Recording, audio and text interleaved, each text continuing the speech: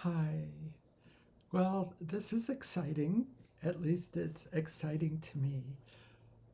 I hope you will persist in what we've begun because we are entering into an experience that is very special at whatever level of concentration you wish to experience it with. So, what I mean is, I've said before that the first words Prabhakar Shastri said to me when we began the actual study of the grammar were the words that I have, I guess you could say, lived by. They're very simple. Sutra means thread, but as far as the grammar is concerned, the sutras are literally just threads. They have no meaning or value of their own. They're not even interpretable on their own. The grammar only exists when the threads are woven together into the fabric of the grammar, and that can only happen in our minds, which is wonderful. And we're going to begin to weave a bit. I'm going to try to facilitate the sense of that experience as we go along. Now, a challenge is that I don't imagine that many of you have had the time, energy, and so on to fully get hold of the sutras for the operation of the grammar. Now, neither did I at this point, but I had heard them and gone over them many, many, many times by now. So that's okay. As a way of compensating for that, I am going to try to provide that some help with that as we go along. And I'll show you that in just a minute. Now, also to amplify how deeply true I think this is, I feel this is, I believe this to be, I want to show you something. Now this is Ashtadhyayi. It's the whole deal, but this is not the grammar. Ashtadhyayi is not the grammar. Ashtadhyayi provides the threads that we can weave into the grammar in our minds to greater or lesser degree. And I hope that you will see that we don't need to learn all of the sutras or experience all of them to truly experience the grammar, because that's how I've come to describe it. We don't learn the grammar. The grammar cannot be learned. We can learn the sutras, we can learn how they operate, and then we may experience the grammar, because the grammar is the active embodiment of the functioning sutras. Hopefully I'll find a better way of saying that someday. But the grammar emerges as we use the sutras in our minds spontaneously, and then ultimately create a word or a sound. I apologize in advance, but it occurs to me it's sort of like a recipe for a marvelous cake. Ashtadhyayi is the recipe. The ingredients are sounds, but the cake only gets baked in our mind. You can have the recipe, you can have the ingredients, but the only place it comes into being is our mind. Now, this is half of Siddhanta Kaumudi. This is not the grammar. This is a guidebook to the grammar. In no way does learning Siddhanta Kaumudi permit you to experience what we've just described. Far from it. In fact, the reason that Prabhakar Shastri devoted himself to reimagining the teaching of Ashtadhyayi, as I've said, is after more than 2 decades of frustration in trying to teach university students the grammar by Siddhanta Kaumudi, he decided this is just, you just can't. And then this is a third of Mahabhashya. Now, I have put my toes further into Mahabhashya, and it is very interesting, but this is a conversation about the grammar. It is not the grammar. So we have Ashtadhyayi, which we can learn, but if you memorize all 4,000 sutras, you get nothing. You won't have a clue what they mean or how they work. That's not enough. And if you memorize them and understand the construction of each, well, then you're in a position to begin weaving. So today we are going to begin weaving.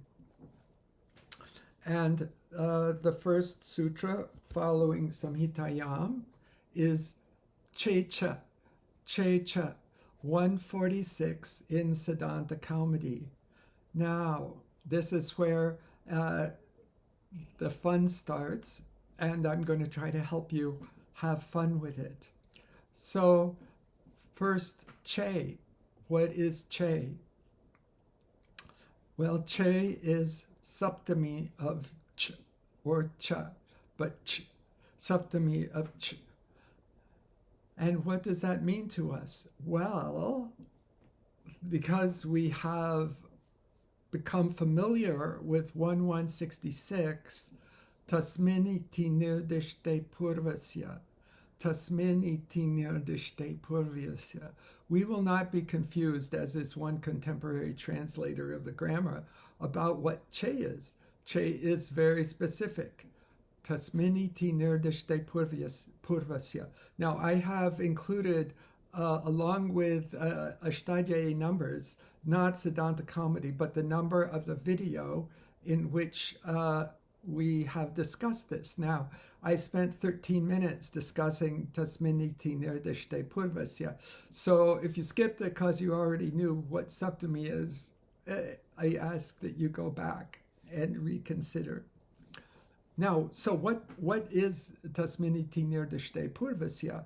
Well, it says when an augment essentially is in the Saptami, it pertains to the one that precedes it. Pertains to the one that precedes it. And often we put it in the sense that when Ch follows, the preceding, and so then whatever it is has to do with what precedes the Ch.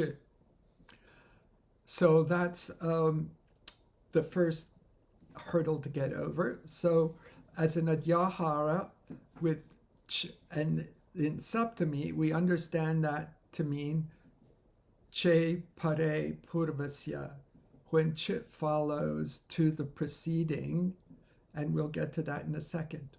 So the anuvritti to this sutra is Hrasva tuk samhitayam. Hrasva tuk samhitayam. Now, we're going to come back to tuk, which will be fun, and start with just hrasva.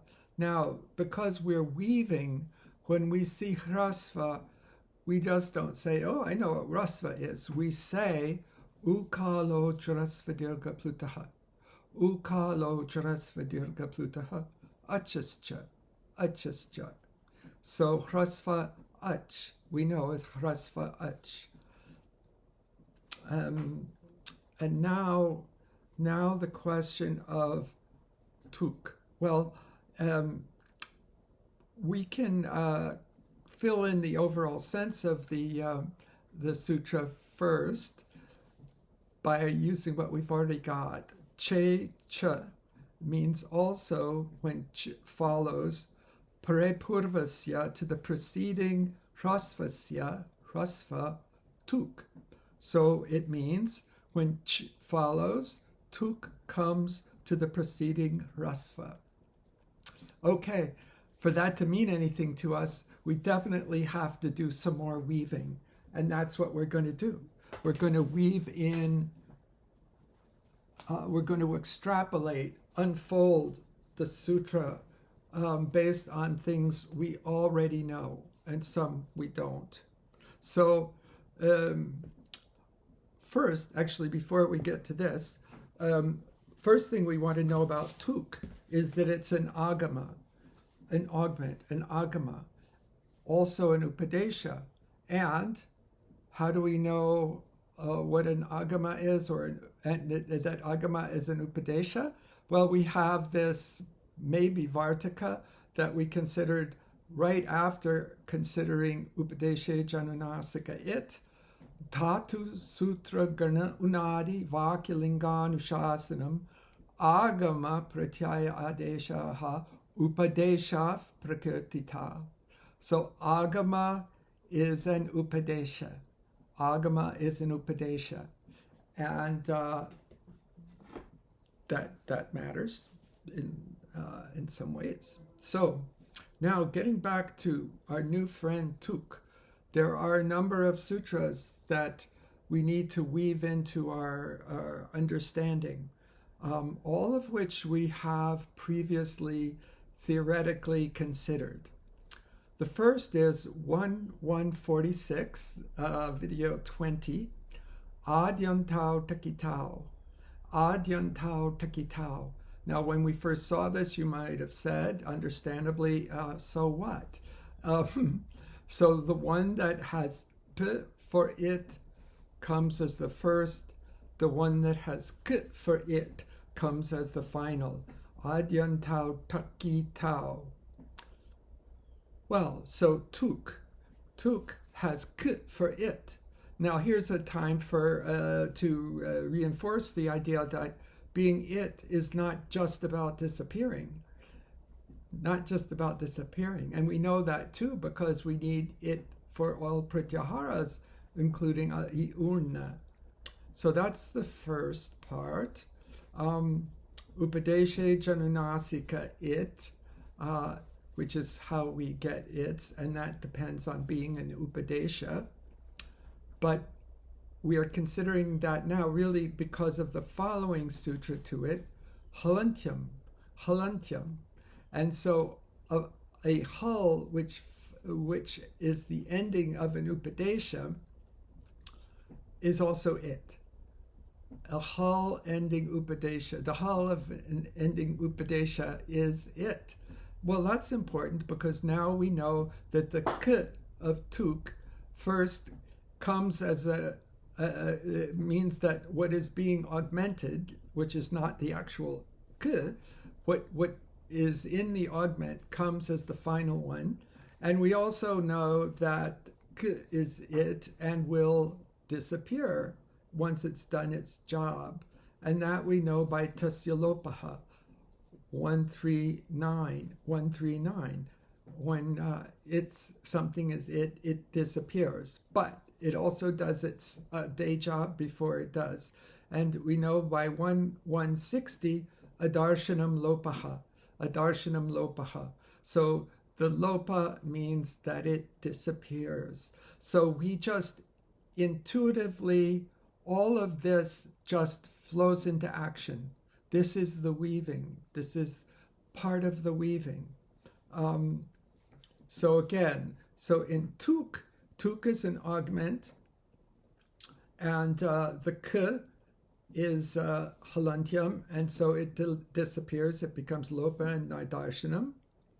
Now, here's a fun little thing that's hypothetical, but it is a little fun. What about the u? Well, the U is generally said to come for the sake of pronunciation, because the real augment is the T.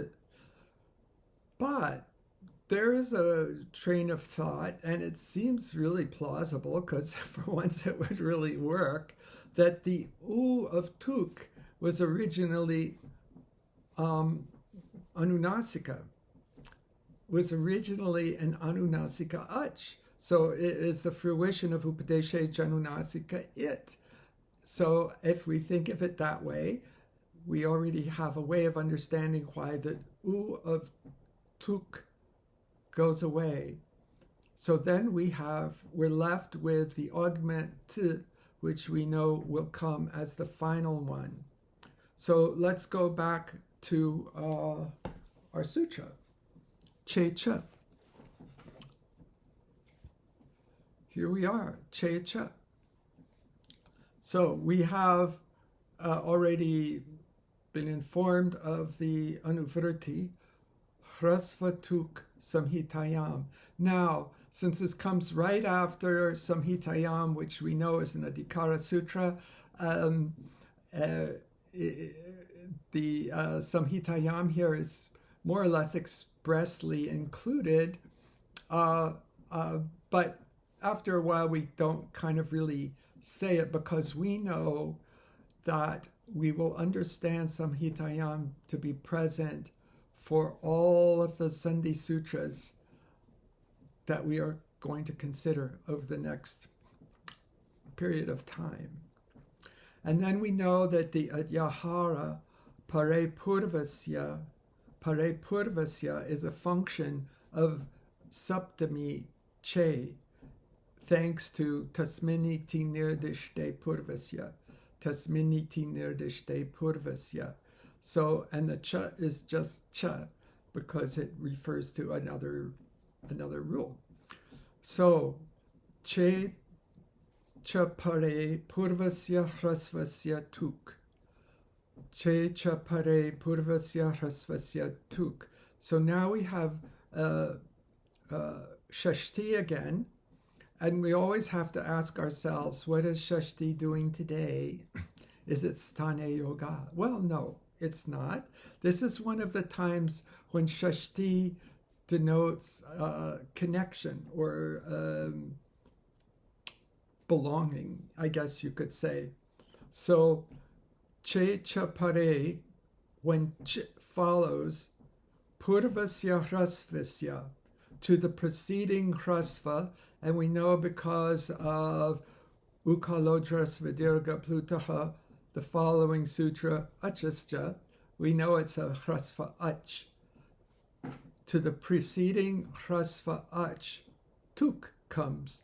And now since we have figured out that the actual augment is t, and we know that because tuk is kit, that the t comes at the end. It comes to the end. Adyantau takitau. The kit comes at the end. So how does that all play out? At the end of the preceding hrasva. So here we have an example. Sva chaya. Sva chaya. Sva, the sva is a hrasva ach, and the following article, whatever it is a ch. Is a ch. So this sutra says that tuk has to come to the of sva. And since what remains of tuk is t, the outcome of this sutra is svat chaya becomes svat chaya. And that's it. We've woven one sutra from start to finish. Now, you may or may not wonder, I used to wonder, well, that's not the end of the story for svat chaya. Why don't we finish it up? Well, there are two reasons. One reason is that the point of the example is to illustrate this sutra. The other, and I don't mean to be discouraging, relies on three more steps, all of which are generated by sutras at the very end of the grammar, and each of those steps involves two competing sutras, and all of the 6 competing sutras are in the asiddha portion, the invisibility portion, which plays out in a fun way. So we're going to have to wait a while till we find out the final. But here we have woven our first mittens with the grammar. I hope you stay on board and enjoy this.